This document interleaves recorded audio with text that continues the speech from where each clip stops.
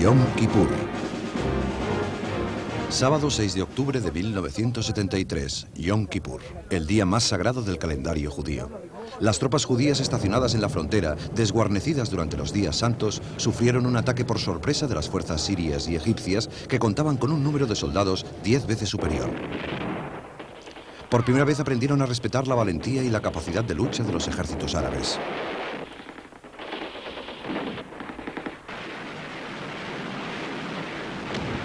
Particularmente las tropas egipcias, que se abrieron camino luchando en el Canal de Suez, donde obtuvieron un éxito espectacular y se enzarzaron luego en la batalla de tanques más grande y más cruenta del mundo desde la Segunda Guerra Mundial. Fue una guerra en la cual la tecnología militar más reciente hizo cambiar las tácticas convencionales, transformando las teorías comunes de la guerra moderna. Los sistemas de alta tecnología de los misiles soviéticos midieron sus fuerzas con la superioridad ya establecida de las fuerzas aéreas israelíes y dificultaron sus misiones de apoyo en tierra durante las primeras horas de la guerra. En tierra, la aparentemente invencible armada israelí tuvo que hacer frente a una nueva generación de misiles antitanque dirigida por una infantería árabe muy bien entrenada, que no tenía nada que ver con los soldados que hicieron las campañas de 1956 y 1967. La pregunta que todos los israelíes hacían entonces era, ¿por qué estaban tan mal preparados? La respuesta está en la apabullante victoria israelí de 1967. Entonces el factor clave habían sido aquellas 3 primeras horas del 5 de junio, cuando el poder aéreo israelí prácticamente borró del mapa todas las fuerzas aéreas de los árabes. En aquella ocasión, el impacto de la supremacía aérea transformó el curso de la guerra en tierra.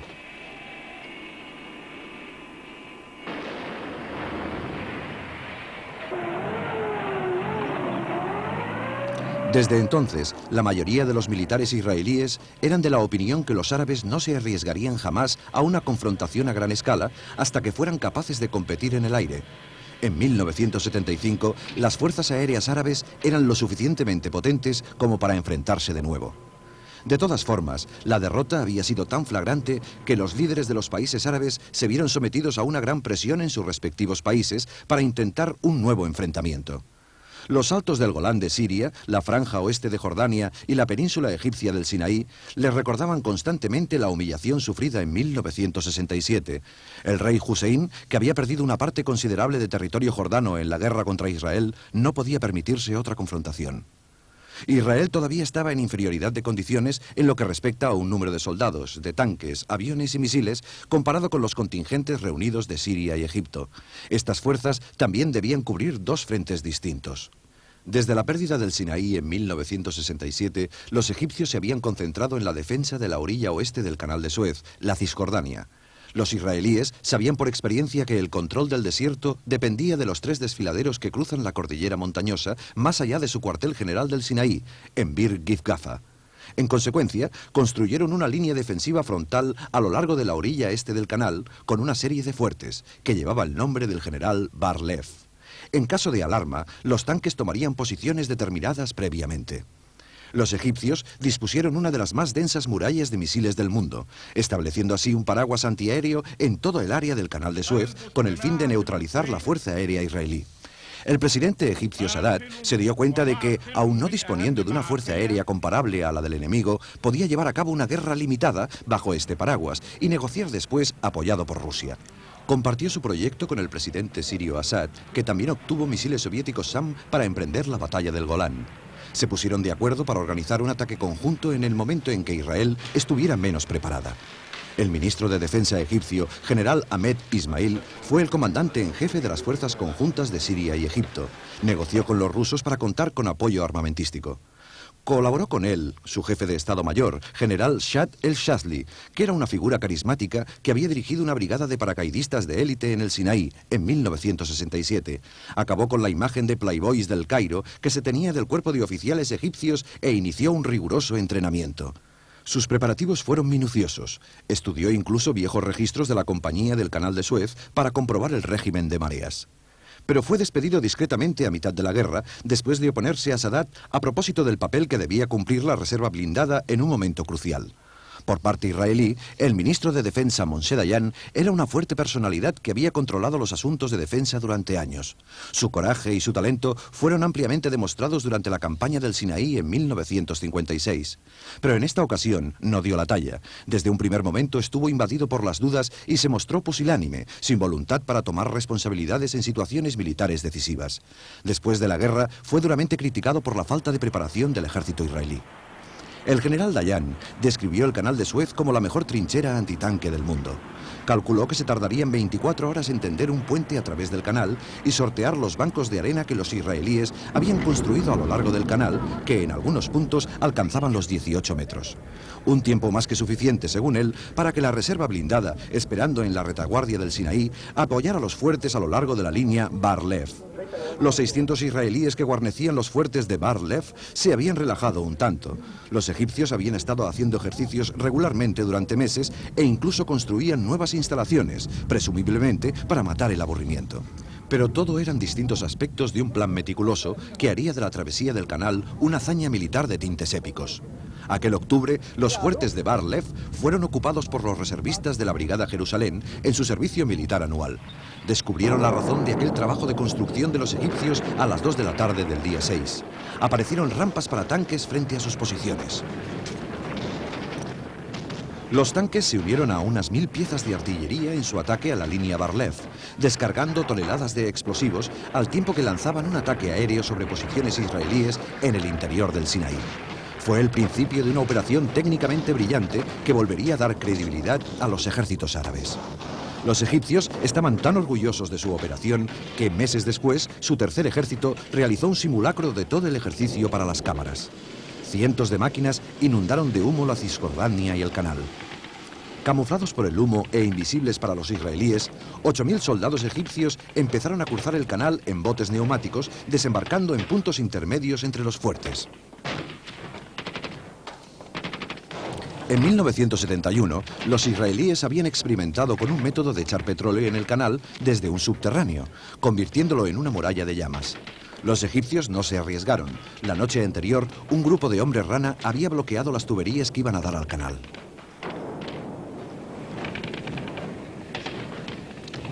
Una vez la primera brigada había escalado el banco de arena y tomado posiciones, las unidades de búsqueda de tanques penetraron hacia el interior para aguardar el primer blindado israelí. Iban equipados con armamento antitanque RPG-7 y el misil soviético antitanque más moderno, el Shager. Empaquetado en una maleta, podía montarse en breves minutos. Su sistema de guía de alambre con un alcance de 2700 metros exigía una gran valentía y habilidad por parte de los operadores. Cada uno de ellos había disparado 100 cohetes en las sesiones de entrenamiento y causaron estragos entre los tanques israelíes. Una sola unidad derribó 8 tanques en los primeros 10 minutos. Con la defensa de tanques en su lugar y la llegada de equipamiento pesado, la segunda fase de la operación podía empezar. Una serie de grupos con la misión de despejar las defensas israelíes empezaron a actuar, allí donde la Brigada Jerusalén estaba repeliendo el ataque después del choque inicial.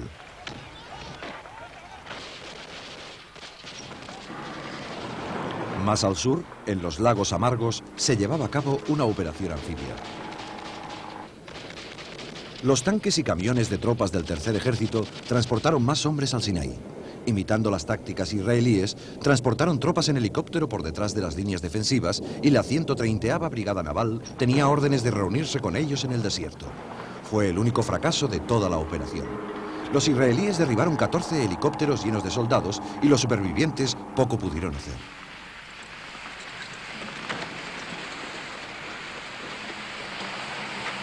Los generales egipcios habían estimado la pérdida de unos 10.000 hombres solo en la travesía del canal.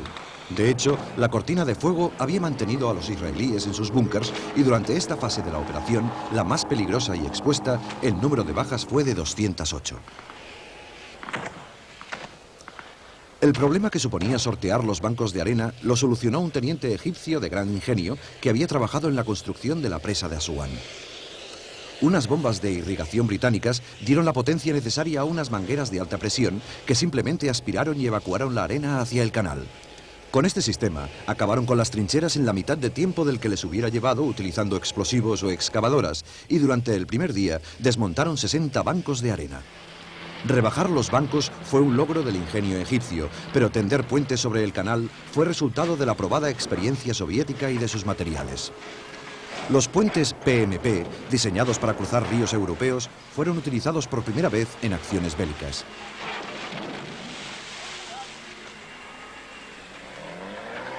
Los pontones seccionales podían unirse unos a otros en cuestión de minutos. En su día, las guarniciones israelíes dijeron que los puentes crecían a través del canal como brazos extendidos. Había otro sistema soviético para cruzar que era todavía más rápido. El ferry GSP estaba formado por dos camiones anfibios unidos que se expandían con un sistema hidráulico, creando una plataforma que podía transportar un tanque a través del canal en cuestión de minutos. El equipo del general Shazli había planeado la operación de cruce del canal hasta el último detalle, con dos objetivos prioritarios: sorpresa y velocidad.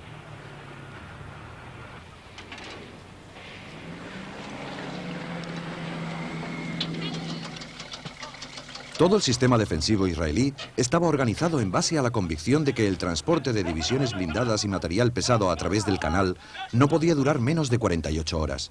Estaban convencidos de poder frustrar cualquier ataque en este lapso de tiempo. Sin embargo, en 10 horas, los egipcios ya habían montado 10 puentes y había 500 tanques en la orilla este. En 24 horas, 2 divisiones blindadas habían cruzado el canal.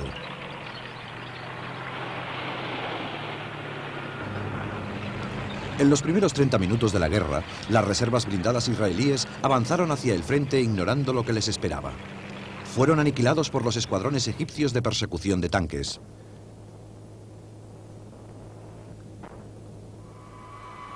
Inevitablemente, la guerra aérea fue la respuesta inmediata de los israelíes, sobrevolando el paraguas de misiles para detener la travesía en vez de concentrarse en primer lugar en los puestos de misiles, tal como se suponía que harían. Debido a la presión de Estados Unidos, se había desechado los planes para un ataque preventivo aquella misma mañana. Israel perdería el apoyo necesario si era vista como el agresor. Moshe Dayan tuvo que explicarlo ante una nación confundida. Considered it, and it was the decision of the government not to strike first, even though we were sure that they will do that, in order to have that political or whatever you call it advantage at the expenses of the military disadvantage. Esta desventaja empezaba a ser evidente, ya que los egipcios habían consolidado sus posiciones en la orilla este del Canal de Suez. Si sobrevivía a los misiles, la Fuerza Aérea israelí tenía que localizar los puentes escondidos bajo cortinas de humo. Incluso si eran bombardeados, la construcción por secciones facilitaba su reparación y podían ser transportados fácilmente sobre el agua a otros puntos de cruce. Las tropas egipcias estaban satisfechas de sus logros. Habían desbaratado los primeros contraataques exactamente según el plan urdido y ahora iban tomando posesión de los fuertes de la línea Bar-Lev uno por uno. Pero no todos cayeron fácilmente. El fuerte situado más al norte no pudo ser tomado, y en el otro extremo, en el sur, en el puerto de Tevlik, un oficial y 42 hombres resistieron durante una semana el asedio antes de rendirse con la mediación de la Cruz Roja. Al cabo de varios ataques repetidos, agotaron sus últimas granadas y municiones. El oficial egipcio que asaltó el fuerte estaba convencido de que habían escondido el armamento pesado, pero la verdad es que no había tal armamento. Los llevaron en ferry hasta el puerto de Tevlik, donde los supervivientes ayudaron a sus compañeros heridos a desembarcar para ser encarcelados. Entre las filas israelíes que iban llegando el lunes día 8 por la carretera hacia el Sinaí, la moral era todavía alta. Su confianza en una fácil victoria se vio reforzada por la visión, en su ruta por el paso de Midla, de los restos de chatarra de la derrota egipcia de 1956 y 1967.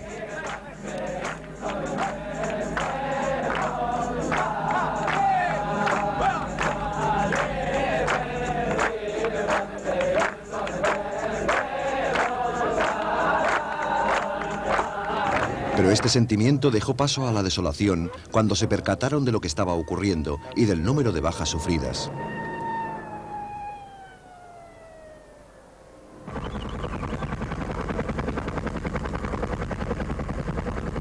En aquellos primeros días, los egipcios eran los únicos que tenían motivo para celebrar algo. Este campo de batalla se hallaba en el desierto remoto. Como contraste, el frente del norte estaba lo suficientemente cerca de los centros israelíes más importantes para que los observadores sirios pudieran localizar fácilmente sus objetivos. Aquí, los altos del Golán estaban solo a 27 kilómetros. Desde este altiplano volcánico había 4 carreteras que llevaban al norte de Israel a través del Jordán. La más importante era la que cruzaba el río por el puente Benot Yaakov desde Quneitra y Kfar Nafak, los cuarteles generales del área israelí. Desde el monte Hermón, los observadores israelíes, conocidos con el nombre de los Ojos de Israel, vigilaban la zona. Los sirios planeaban cruzar la línea de alto el fuego en un solo asalto blindado masivo, con 2 columnas atacando por los flancos para atacar Kfar Nafak y el puente, mientras otras columnas se ocuparían de las carreteras menos importantes. A las 2 de la tarde del día 6 de octubre se inició una cortina de fuego de artillería de 50 minutos, sincronizada por una ofensiva egipcia en el sur. Esto despejó el camino y dejó vía libre para los blindados sirios, que arrasaron a su paso por los puestos fronterizos. Invadieron el lugar como si fuera agua, declaró un israelí. Nunca imaginé que hubiera tantos tanques en el mundo. Los israelíes tenían 180 tanques y 60 cañones para defender un frente de 64 kilómetros. Fue la lucha más heroica y desesperada de toda la guerra. Un joven teniente con un puñado de tanques mantuvo en vilo al grueso del avance sirio con fuego convencional y movimientos tácticos.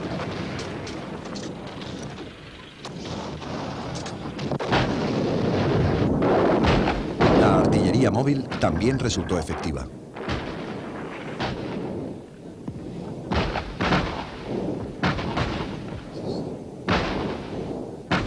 La ventaja de Israel era que conocía el terreno. Se había entrenado allí a menudo, haciendo pruebas de balística y estudiando los mejores ángulos de tiro. Pero no habían previsto combatir en una proporción de 1 contra 5 y hasta de 1 contra 11 en alguna ocasión, y se retiraron implacablemente. Al igual que en el Sinaí, la Fuerza Aérea Israelí se movilizó para frenar el avance. Pero incluso a vuelo rasante se pagó un alto precio al aceptar el reto de las baterías SAM. En un fuego cruzado en el aire de efectos letales, los SAM-6, SAM-7 y la artillería antiaérea derribaron 40 aviones la primera tarde.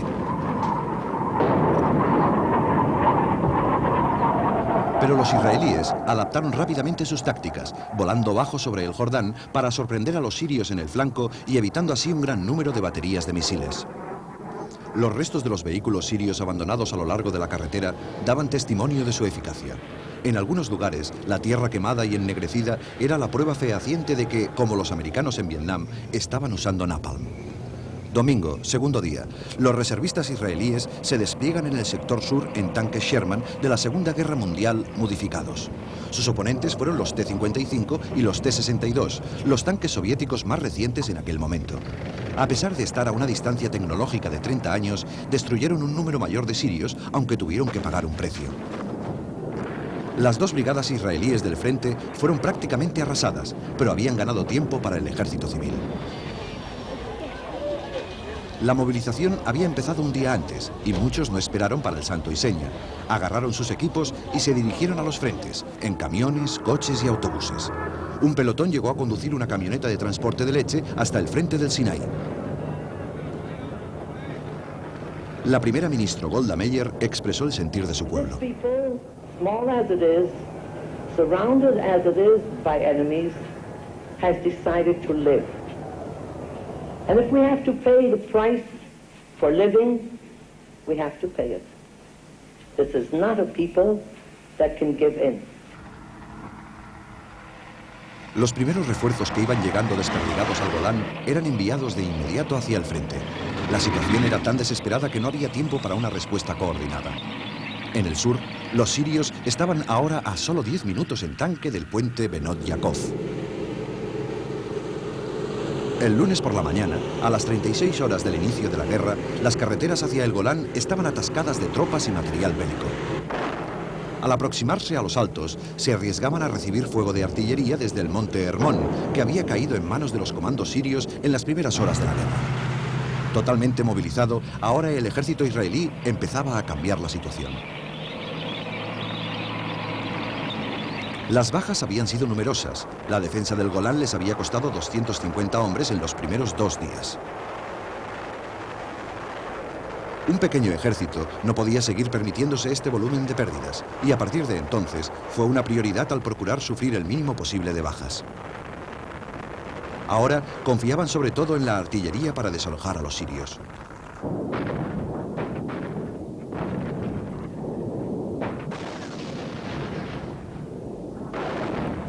Los soldados voluntarios israelíes se mostraban confiados. I think that we already are going to finish the war. They got the nice kick down, and we hope to be at the weekend at home. No resultó tan fácil. La resistencia siria se mantuvo inamovible en su retiro a pesar del gran número de bajas sufridas. Los israelíes, en su avance, contaron 500 tanques entre la chatarra esparcida por los altos. Al norte de Quneitra, las columnas sirias se habían visto reducidas debido a los campos de minas y la excelente 7ª división blindada israelí no desperdició la ocasión. Bautizaron aquella zona con el nombre de El Valle de Lágrimas. Abandonados entre la chatarra había camiones Sager soviéticos nuevos con capacidad de lanzamiento para 6 misiles.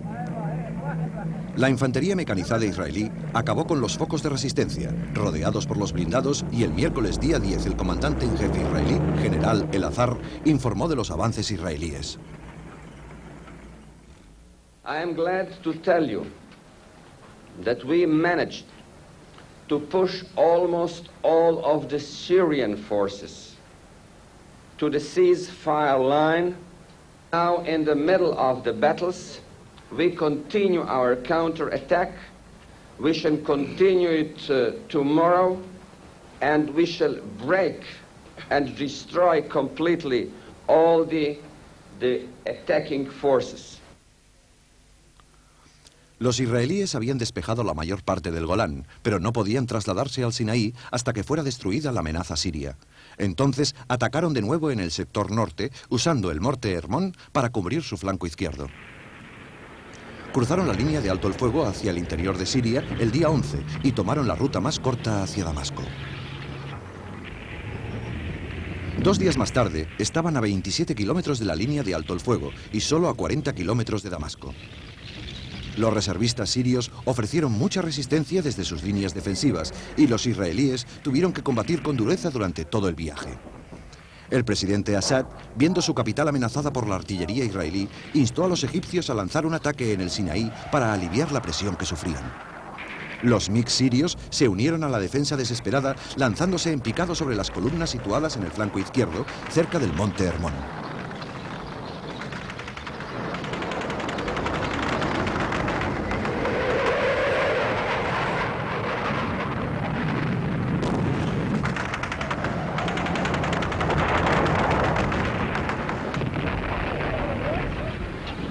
Pero fue una aparición breve, porque una vez más, los israelíes tenían la supremacía en el aire.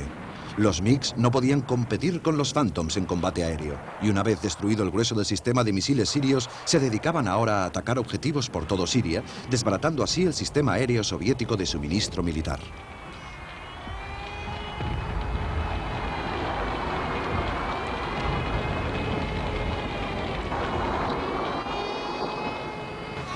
También por mar estaban cortando las rutas de suministro. En la primera batalla árabe-israelí de la historia de misiles navales, barrieron prácticamente la fuerza naval siria. Y los soviéticos se vieron obligados a mover su flota para mantener abiertos los puertos sirios.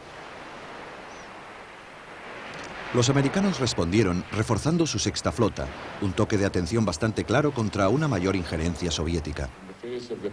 El mundo árabe también acudió en ayuda de Siria. Entered Syria and have been heavily engaged in action throughout yesterday. 4.000 hombres de la 40ª Brigada Jordana combatieron junto a una división blindada iraquí, atacando el flanco sur. Pero la coordinación entre ellos resultó complicada y ambos sufrieron muchas bajas en manos de los israelíes.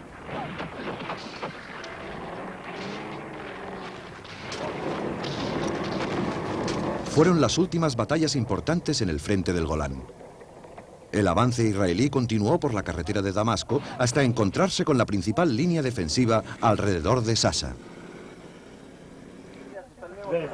Ahora, con la artillería apuntando al sur de Damasco, los israelíes no cedían terreno y empezaron a mandar tropas al frente del Sinaí.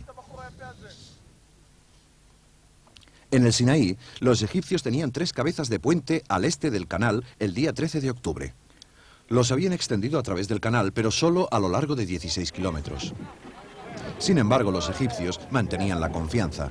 Habían logrado la mayor parte de sus objetivos. Estaban bien atrincherados detrás de una cortina de misiles antitanque y antiaéreos, y a su alrededor estaba la evidencia de los daños que habían infligido a los contraataques israelíes.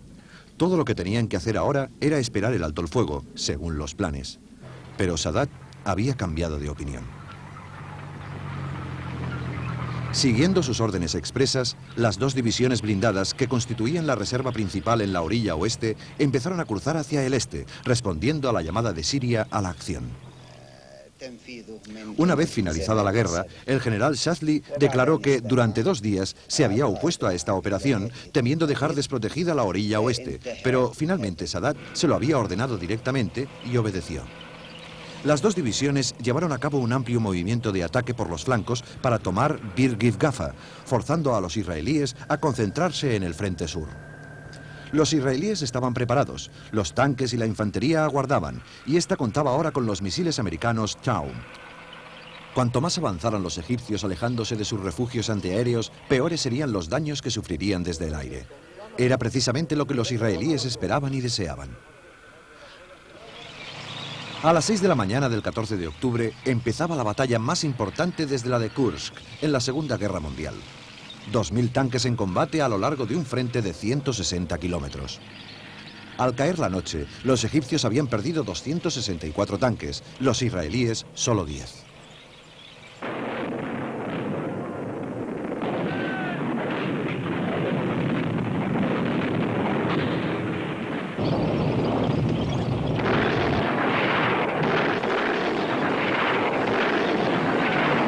Esta gran diferencia se explica en parte por la superioridad táctica de los israelíes, pero otra razón, sorprendente por lo simple, es que sus tanques se adaptaban mucho mejor al terreno. Desde una posición plana de chasis detrás de las dunas, el tanque de batalla israelí, el Centurión, podía rebajar 10 grados el cañón de manera que presentaba un objetivo mínimo al disparar. El T-55 soviético de menor calidad que usaban los egipcios solo podía rebajar el cañón 4 grados, presentando así un objetivo mucho más grande en las mismas circunstancias. No fueron solo los blindados egipcios los que sufrieron. Una vez más, habían lanzado paracaídas en las líneas y en la retaguardia. Una vez más, los israelíes los rodearon.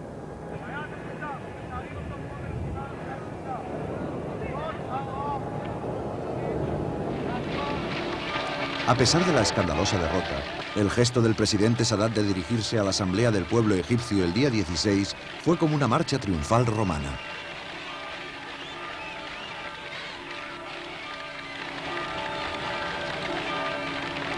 El presidente y el general Ismail fueron aclamados por las masas al entrar en la Asamblea.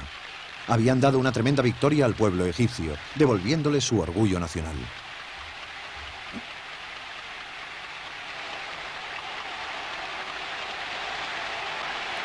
El presidente Sadat describió la travesía del canal como un milagro, desde un punto de vista militar. La nación podía sentirse segura. Ahora estaba armada con una espada y un escudo. Pero al tiempo que pronunciaba estas palabras, una columna de tanques israelíes estaba ocupada acabando con el escudo de Egipto, no en el Sinaí, sino en África. Los israelíes habían cruzado el canal y al no encontrar oposición se dedicaron a combatir penetrando en las líneas egipcias. Una vez identificados los puntos débiles, donde se encontraban la segunda y la tercera armada egipcia, al norte de los lagos Amargos, los israelíes lanzaron un contraataque el día 15 a las órdenes del general Sharon. Se abrieron camino a través del canal y empezaron a destruir los puestos de misiles egipcios. Había sido una operación arriesgada. La batalla más dura había sido en el lado este, cerca de la Granja China, cuando los paracaidistas, los blindados y la artillería lucharon durante 2 días para evitar que los egipcios cerraran el paso por detrás a la misión especial. Una vez cruzado el canal, los israelíes se encontraron con que nadie defendía el terreno. Los blindados egipcios estaban en la orilla equivocada. Se movieron libremente por el canal de Agua Dulce e iniciaron ataques combinados contra las baterías de misiles. Los tanques cubrían a los paracaidistas mientras arrasaban los búnkers.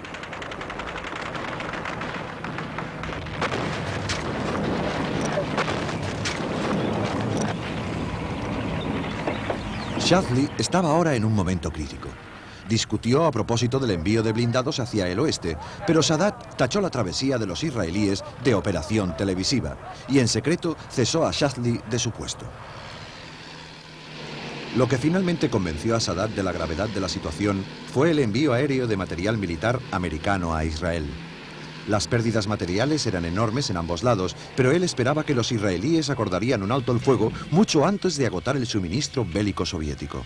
Ahora se veía forzado a pedir ayuda a los rusos con el fin de que mediaran para un alto el fuego. Moshe Dayan se había mostrado contrario a la travesía desde un principio, pero rehusó tomar decisiones en ningún sentido. Le dijo a Elazar que él solo podía decidir en asuntos militares. Pero cuando se encontraron en el Sinaí el día 19, sabían que había llegado el momento de hablar.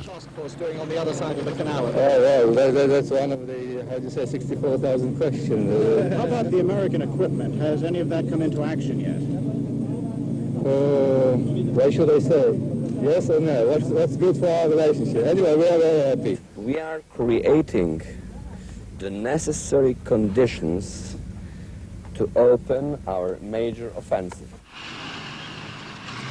Ahora los israelíes tenían dos puentes sobre el canal y su presencia en la orilla oeste estaba creciendo de hora en hora. Ahora pudieron estrechar el cerco y controlar pueblos y ciudades en una extensión de 1.200 kilómetros cuadrados. El frente fue ampliándose. Destruyeron más puestos de misiles e hicieron un agujero en el paraguas antiaéreo, lo que permitió a los aviones israelíes amenazar a las posiciones de la Segunda Armada en el norte. Aunque de forma tardía, la resistencia egipcia aumentaba en tierra y en el aire.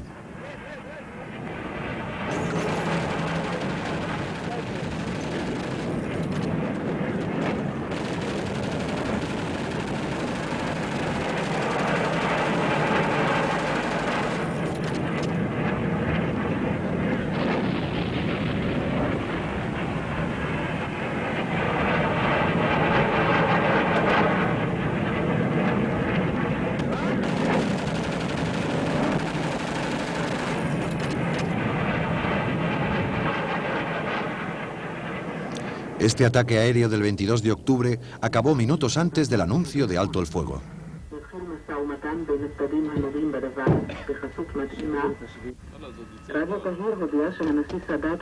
La satisfacción evidente de estos soldados no es compartida por todos los israelíes. Think that they succeeded in this war. They think that if they placed some few hundreds of soldiers and tanks in our bank of the canal, then they think that this is a victory for them. And when the Arabs think that they have won or they have a big victory, this encourages them. And the next thing you'll know is that in a year or two, we'll have another war and more casualties. Pero el alto el fuego fue violado al cabo de pocas horas. Los israelíes aprovecharon la oportunidad y avanzaron hasta los alrededores del puerto de Suez. El día 24 habían cruzado el canal de Suez hacia la carretera del Cairo en el kilómetro 101 y se hallaban a solo 96 kilómetros de la capital egipcia. La batalla del alto el fuego transformó la situación. La acción israelí había cercado a la tercera armada egipcia en el Sinaí, cortándoles todas las líneas de suministro. Aquí, en el sur, tenían ahora una baza extraordinaria para negociar. En el norte, la brigada de élite Golani había lidiado una dura batalla para recuperar el monte Hermón y había perdido 70 hombres. 8 horas antes del alto el fuego del día 22, su gallardete ondeó en la cumbre junto a la bandera israelí. Ahora la bandera israelí ondeaba también en África. Cuando se puso en práctica el segundo alto el fuego, los dos ejércitos se observaron con cautela, a través del canal, desde sus posiciones.